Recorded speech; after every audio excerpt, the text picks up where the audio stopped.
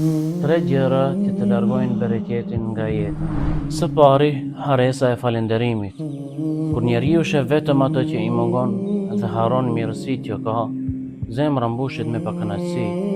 Mirësitë shtohen me falënderim, jo me ankesa.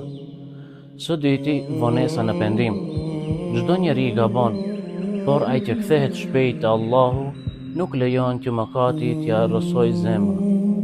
Pendimi i sinqert është fillimi i çdo përmirësimi. Së treti, mbështetja vetëm tek vetja.